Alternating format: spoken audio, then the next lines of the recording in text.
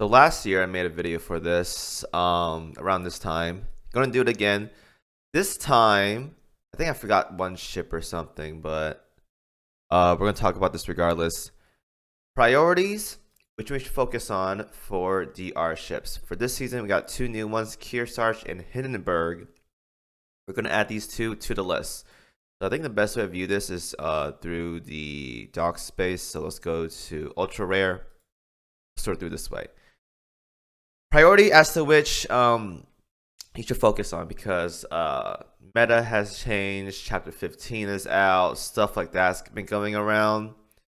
There's different options to set up now, so I want to make sure you guys are at least getting your time's worth, unless you guys are done with all of them. But for new players though, some specific seasons are worth going for first, and some are worth delaying till much later on, like Drake. But regardless though, let's get right into it. The priorities as to which ones you should work on. So I think I did ranks from the highest first to lowest. So I'm gonna do that same thing. So let's start off. So the first one, actually, no, let's start backwards. Actually, I'm gonna start backwards. The lowest priority, excuse me, lowest priority DR you should probably go for. Now, this right here, I think it's the same thing as last year. Like, nothing really has changed much for here. I can't really give who the lowest one, because either or. But it's either gonna be Drake or it's gonna be Azuma. Now, here's the thing. Drake has been getting some usage lately. At least I think so, in challenge mode. She's really self-sufficient, can't really die in challenge mode. If you guys like autoing for like 10 minutes, pretty much if there's no one-hit mechanic like the current one going on right now, she's pretty much not going to like fall over. She has great self-sustain, assuming it's not burst damage, and her damage is alright. It's not the greatest nowadays, but it's alright. But can't really give her like a high priority because it's just much better options nowadays for Vanguard DPS. Now Azuma's damage is okay as well too. She is a large cruiser, meaning she's very durable compared to her other ladder partner, Drake. But I can't really give her like a good placing, because there's just much better large crews out there, like others in the DR section. But yeah, as of right now, there's like no really good usage out of her. Like, she has the light armor stuff, but there's just much better options nowadays compared to her. She's been much power creep, so can't really say she's like a really high placement, whatever. By the way, for the video, by the way, I'm gonna put like numbers for the rankings. I'm gonna say it because I don't know exactly what the rankings are. Like, probably like rank 6 or something, or 7. But I'll leave it in the thumbnail stuff. Not thumbnail, but like the sections for you guys. Now, with Azuma and Drake out of the picture, it's down to the next ones. Now, this one is going to be, let's see, Drake out of here. Next one, I'm gonna give to, I think I'm gonna give it to FDG and Breast. No, I'm gonna give this to just FDG. Yeah, I'm gonna give this to FDG. The reason why is because, yes, FDG is still a really good ship to this very day for mobbing. Yeah, I know, like, oh my god, every ship's good for mobbing nowadays, but she's still really good for mobbing.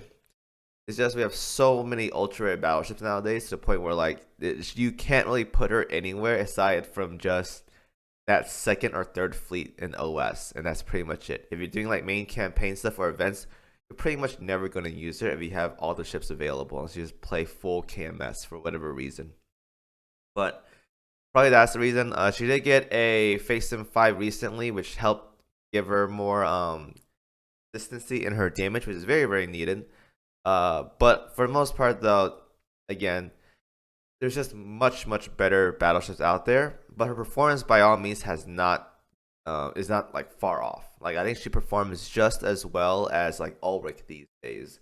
But Ulrich's not that great either. So it's like, yeah.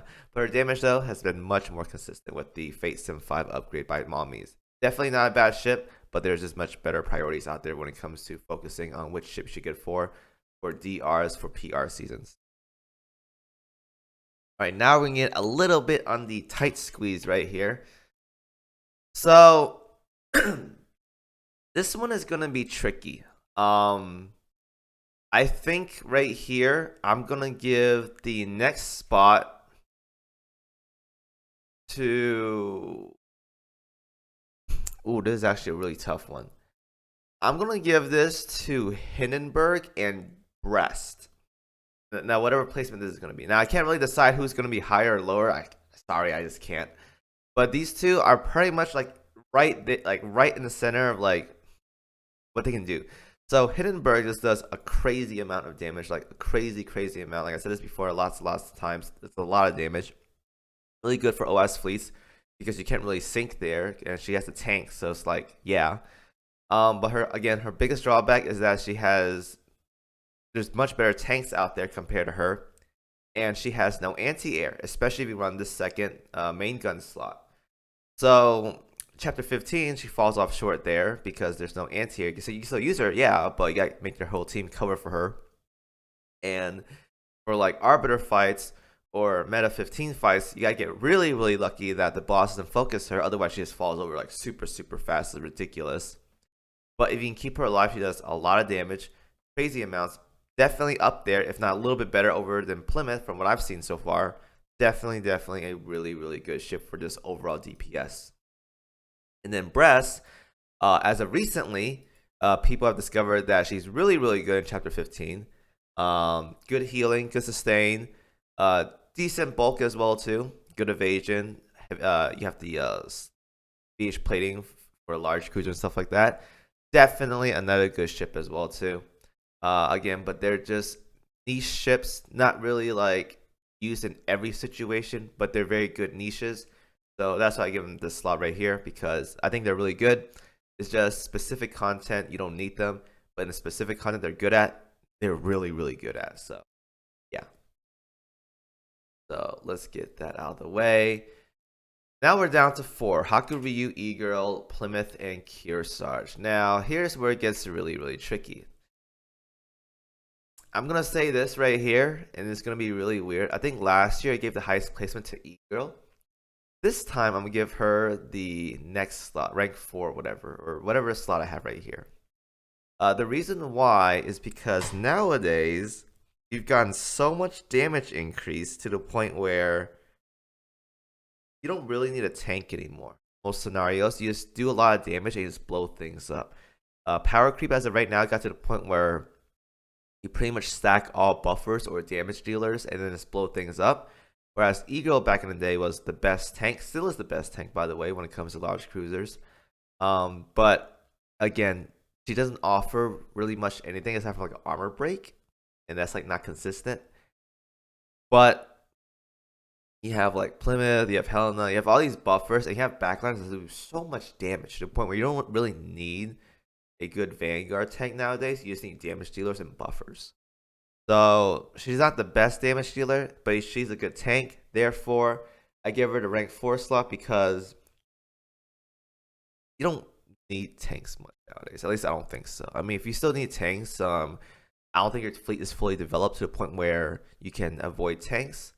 But for the most part, though, I think when it comes to like absolute end game, like prioritizing, you don't really need her. But for the most part, though, I think when it comes to this building like a mid game to like mid to end game fleet, definitely she's a really good ship. But personally, for me though, I think nowadays we've gotten enough choices for just prioritizing tanks. Like Anchorage can do a really good job at being a tank as well too, and she's not ultra rare. So yeah, that's what I think at least. Right, down to 3. Now I'm gonna give the ooh, this is gonna be tough. I'm gonna give the 3rd slot.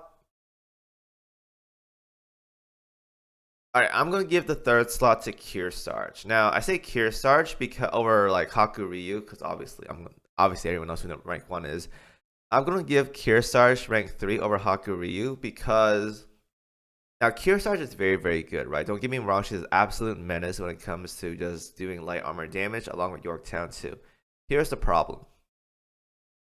Now just like Hakuryu, she needs Shinano, Kearsarge needs Yorktown too. they're built for just light armor stuff. Maybe some medium armor as well too, but they cannot deal with heavy armor that well. If we go to fighter slots, there are no good heavy armor modifier fighters as of right now in this game. Like the best you have is like sea hornets or flapjacks or tiger cats, right? And those modifiers aren't that crazy. Like if you look at the modifiers right here, the bomb is 115 on heavy. It's not that much. Like they fall off short right there. Same with Yorktown too. Not the best heavy armor damage dealer. She does some, but not the best. However, when we go to Hakuryu and just Shinano duel, they can pretty much deal with anything. You can build her with light armor stuff. Now she obviously does less than Yorktown too, but she still does a sufficient amount of light armor damage to just light armor targets, like we noticed already, because when Arbiter Temperance first came out, you can still auto Arbiter Temperance on hard mode with Hakuryu and Shinano. You just run AP rockets like this build right here, and you can still do the job. That's just how powerful she is. So I can't really give Kearsarge a second rank placement because they can't really deal with heavy armor, whereas Hakuryu can deal with pretty much every single armor typing, right? So that means Hakuryu gets the second placement because she can deal with heavy armor. So that explains both of them right there. Easy as that. And obviously, the last one, I left her the best for last, Plymouth. Plymouth, to this very day, last year came out, still an absolute menace. Highest damage dealer, Vanguard, by far.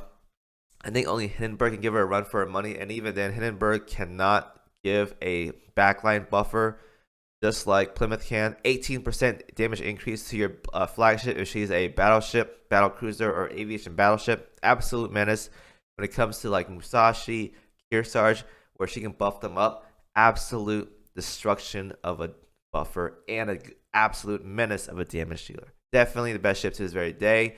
Out DPS is Unzen, up there with Hindenburg, and those two have nothing to offer for the team aside from this raw damage. So absolute best ship in the game still to this very day. So once again, I'm going to timestamp all the rankings for you guys. Some of them I have doubles because I can't really give one over the other because like it's really close when it comes to they specialize in.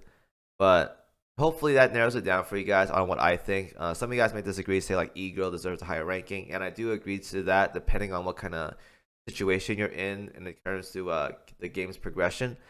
But when I'm looking at it from like a absolute end game perspective and like what kind of options we have in the game as of right now, I don't think some options should be up there when it comes to just what we have. Like if the ship is going to be like high up there when it comes to rankings, they have to be absolutely unique, like Plymouth, like Hakuryu. Whereas E-Girl is just a solid tank. We have so many large cruisers out there, even though they're not the best large cruisers out there.